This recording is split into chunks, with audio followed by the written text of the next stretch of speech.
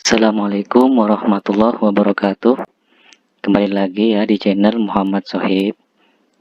Saya sekarang akan membahas tentang jenis-jenis investasi atau instrumen investasi yang cocok untuk milenial di tahun 2020. Sebenarnya jenis-jenis investasi ini sudah lama ya. Cuman saya akan menambahkan sedikit terkait investasi di masa muda. Karena jarang sekali untuk anak-anak muda menginvestasikan uangnya, dan juga mereka juga bingung mau diinvestasikan kemana uangnya tersebut. Jadi saya akan memberitahukan ini investasi yang cocok. Jadi sebelum kita masuk ke pembahasan, saya mohon kepada teman-teman semua untuk mendukung channel ini supaya berkembang, karena kedepannya saya akan membahas tentang ekonomi, investasi, dan pokoknya membahas seputar saham dan investasi-investasi yang lainnya. Selanjutnya kita akan masuk ke pembahasan. Investasi, apa itu investasi? Pertama, kita akan mengetahui investasi itu adalah penanaman modal atau aset bernilai dengan harapan mendapatkan keuntungan di masa depan. Jadi yang namanya investasi itu kita menanamkan aset kita atau harta kita dengan tujuan atau dengan harapan di masa depan akan menuai keuntungannya. Dengan begitu kita di masa depan kita akan mendapatkan keuntungan dari modal yang kita tanam semenjak dini, begitu ya kira-kira artinya. Ada 5 jenis investasi. Apa itu? Yang pertama deposito. Nanti kita akan jelaskan satu-satu. Yang kedua emas. Pasti sudah tahu emas kan ya. Properti. Yang keempat saham. Yang kelima reksadana. Oke. Kita akan bahas satu-satu agar kalian lebih paham. Tolong jangan di skip video ini agar kalian mendapatkan pemahaman yang utuh ya. Yang pertama kita mulai dari deposito. Apa itu deposito? Deposito adalah tabungan bank yang memiliki tingkat bunga dan adanya waktu jatuh tempo.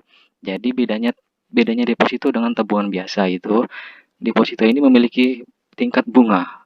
Tingkat bunga itu biasanya sudah ditentukan setiap bank. Yang saya tahu rata-rata per tahunnya itu bank itu memiliki tingkat bunga itu 5% sampai 7% ya. Tidak ada yang lebih dari sampai 8% sampai 9%. Nah, itu jarang ditemukan. Perusahaan itu tambah semangat. Semakin kecil bunga, maka semakin banyak orang yang mau ngutang ke bank. Dan semakin tinggi bunga, maka banyak orang yang menyimpan uangnya ke bank. Begitu kira-kira. Yang kedua, nah ini ya, bunga mulai dari 5 sampai 7% per tahun. Terus waktu tenor maksimal 12 bulan. Jadi di deposito ini maksimal 12 bulan, tidak ada yang lebih dari 12 bulan. Ketika kalian mau investasi di deposito, kalian bisa sampai 1 tahun. Dan jika 1 tahun kalian akan otomatis cair sama dengan bunganya juga. Kalau kalian mau ditambahkan lagi, maksudnya ingin investasi lagi, kalian setor lagi gitu. Jadi tidak bisa lama-lama deposito itu, maksimal 1 tahun. Oke, kemudian risiko rendah. Karena apa? Di sini kita cuma naruh uang doang, dan di situ nanti bank yang bekerja, yang bertanggung jawab itu bank. Kita cuma tinggal nunggu bunganya saja. Itulah kira-kira. Oke, sekarang kita ke emas. Yang disebut adalah, yang ilmu saya adalah emas batangan ya, bukan emas perhiasan. Kenapa harus emas batangan? Karena emas perhiasan itu bentuknya macam-macam ya. Karena bentuknya macam-macam, jadi ada biaya itunya, biaya pembuatannya. Jadi ketika semakin sulit pembentukan emasnya, semakin besar biayanya, maka semakin mahal emas itu nanti harganya.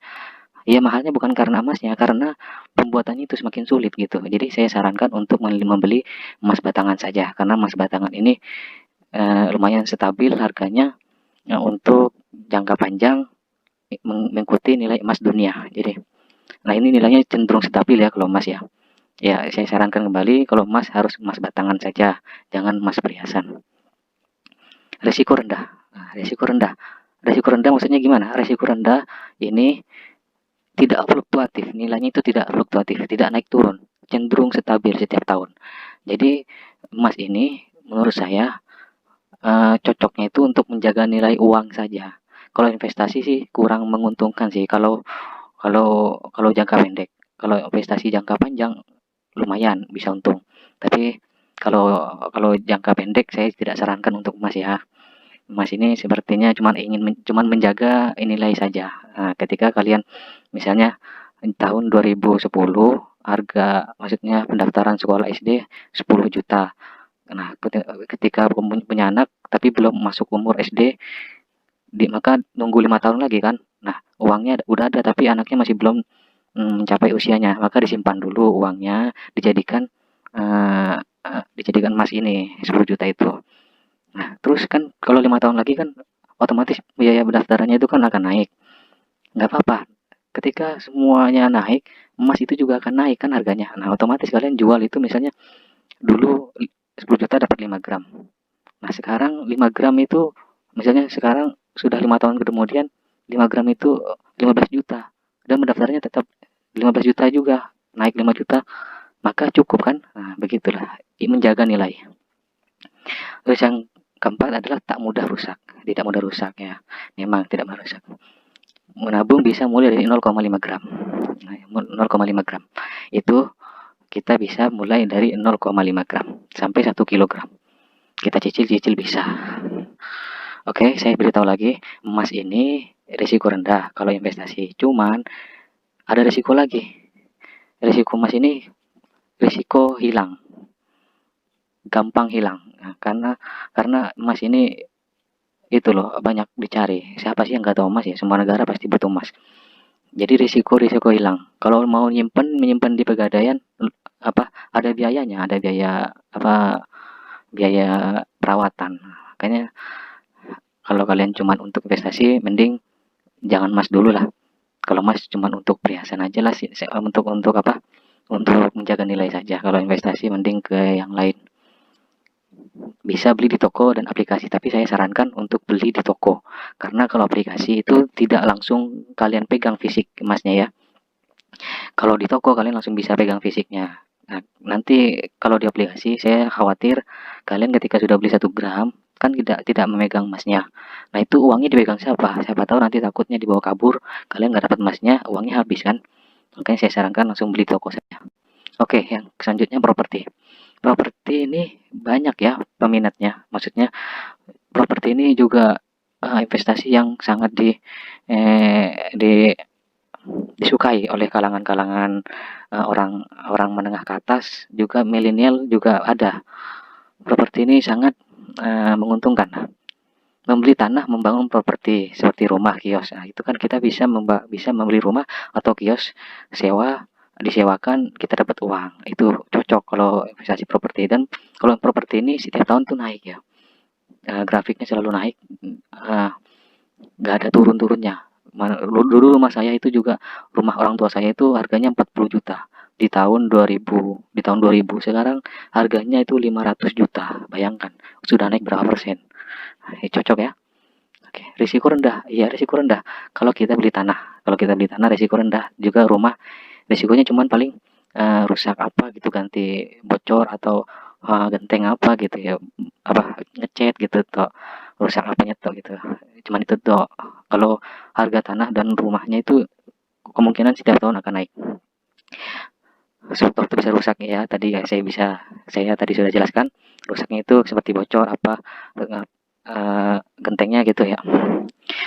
Tenor waktu jangka panjang, karena jangka panjang saya sarankan jangka panjang karena jangka panjang ini kita akan lebih lebih jelas itu keuntungannya akan kelihatan lebih jelas. Kalau jangka pendek itu saya tidak sarankan karena nanti nggak kelihatan kalau kita dapat untung berapa. Kalau dapat untung 100.000 kan rugi juga kita yang bolak-balik nama, ya kan ya. Oke, saham sekarang saham. Apa itu saham? Saham adalah surat berharga bukti kepemilikan sebuah perusahaan. Nah, kalau kalian tahu perusahaan-perusahaan Unilever yang jualan Pepsodent terus Indofood ya, mie, itu semua ada sahamnya itu. Kalian bisa miliki sahamnya. Kalian kalau beli sahamnya perusahaan tersebut, otomatis kalian pemiliknya juga, ya. Sudah paham kan? Kalian beli saham bersama saja beli perusahaan. Nah, perusahaan itu kan setiap produknya itu kan setiap tahunnya kan meningkat harganya ya. maka otomatis sahamnya juga akan berkembang setiap tahunnya. Maksudnya harganya akan meningkat nilai sahamnya. Jadi ketika sudah beberapa tahun kemudian itu kalian akan menjualnya dengan harga yang mahal, ya kan? Karena perusahaan-perusahaan pasti akan semakin mahal gitu menurut saya. Cuman ini risikonya tinggi sekali. Nah ini ya, semakin banyak saham suatu perusahaan Anda beli, semakin besar peluang persentase kepemilikan perusahaan tersebut yang Anda dapat. Jadi semakin banyak kalian beli saham perusahaan perusahaan tertentu, kalian semakin banyak persentase kepemilikannya. Jadi kalian cuma beli Unilever 1%, besoknya beli 2%, beli 3%, 4%, 5%. Akhirnya kalian kepemilikan ke perusahaan itu akan semakin besar. Nah, semakin besar maka kalian akan di situ akan ada dividen, pembagian hasil dari perusahaan, hasil penjualan perusahaan akan dibagikan oleh pemegang saham. Jadi kalian bisa tidur-tiduran, bisa dapat gaji dari perusahaan, enak kan ya? Cuman resikonya tinggi. Nah ini keuntungan dari dividen, pertumbuhan nilai juga. Keuntungannya dari dividen dan pertumbuhan nilai saham. Dividen itu pendapatan yang didapat perusahaan lalu dibagikan ke pemegang saham. Sedangkan pertumbuhan nilai saham itu antara harga beli dengan harga jualnya kamu. Harga jualnya Anda ya, ketika beli di harga rendah, dijual di harga yang mahal. Masa kalian mau jual di harga yang rendah kan ya? Gak mungkin kan, pasti akan dijual dengan harga yang lebih tinggi lagi dari harga pembeli kalian. Nah, itu keuntungannya ada dua. Terus resiko tinggi. Kenapa resiko tinggi? Karena setiap harinya saham itu bergeraknya sangat sangat fluktuatif. Fluktuatif itu sangat itu ya, sangat cepat. Kadang turun turun banget karena tinggi tinggi banget gitu ya. Jadi sangat fluktuatif. Seperti sekarang ini di tahun 2020 karena corona, karena covid ini semua saham itu anjlok. Padahal perusahaannya bagus-bagus tapi anjlok semua. Karena semua orang ingin eh, mengamankan saham asetnya ya berupa cash. Jadi semua sahamnya itu dijual, semua orang-orang besar pengen megang cash karena takut dibutuhkan sewaktu darurat gitu. Jadi semua jual saham semua. Nah, kalau kalian mau investasi di saham, saya sarankan saat ini adalah waktu yang tepat untuk kalian menanam saham. Karena kedepannya pasti ketika ekonomi sudah membaik, ketika GDP sudah positif, maka semuanya akan naik semua, akan ngebut-ngebutan naiknya. Oke, return bisa 10% sampai 15%. Ya, keuntungannya sampai 10% sampai 15%. Kan tadi deposito kan cuma 5 sampai 7%. Ini saham sampai 10 sampai 15%. Ya kan ya, bayangkan kalau kalian punya income 15% per tahun tanpa kerja, tanpa banyak kegiatan ya. Enak kan ya, tidur-tiduran. Cuman tahun ini saja di saham ini enggak itu malah banyak yang rugi. Sebenarnya sih tidak rugi. Kalau dijual baru rugi. Itu cuma persentase tok, tapi kalau dijual bener rugi beneran kalau sampai dijual.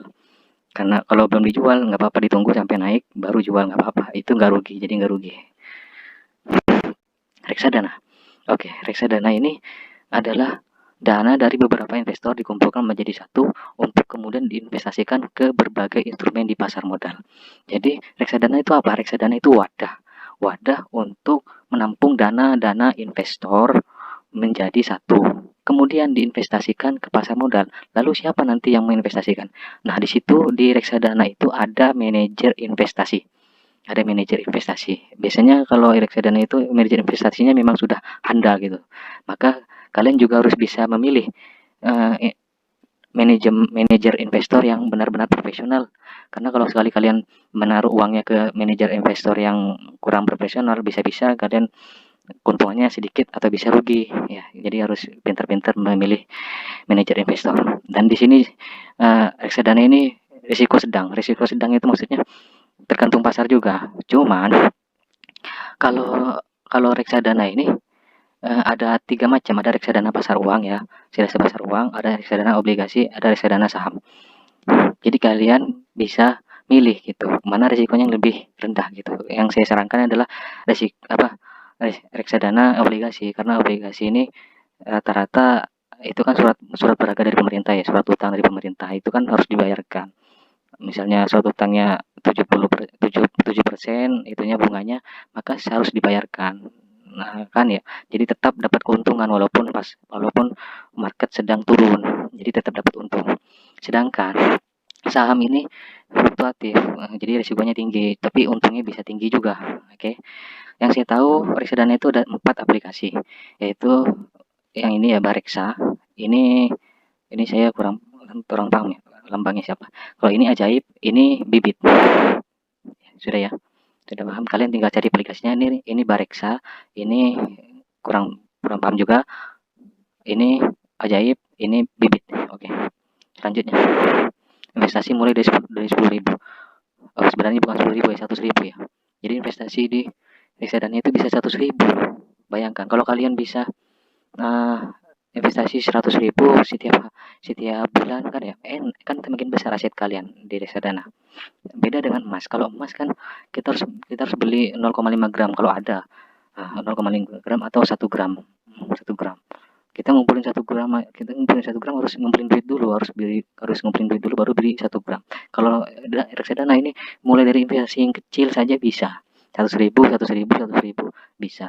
Enak kan ya? Jadi silakan kalian pilih sendiri. Aplikasi itu daftar langsung ke perusahaan, bisa dari aplikasi bisa langsung ke perusahaan. Jadi sekarang di aplikasi itu sudah banyak aplikasi macam-macam, sudah banyak yang menawarkan reksadana. Jadi tidak usah khawatir kalau kalian mau daftar, gampang kok. Oke, sudah selesai ya. Dahulukan edukasi sebelum investasi. Itu pesan saya. Jadi, terima kasih sudah menyimak dan video saya dari awal sampai akhir. Selanjutnya tetap di channel saya ya. Akan ada episode selanjutnya. Terima kasih. Saya Muhammad Sohib. Undur diri. Assalamualaikum warahmatullahi wabarakatuh.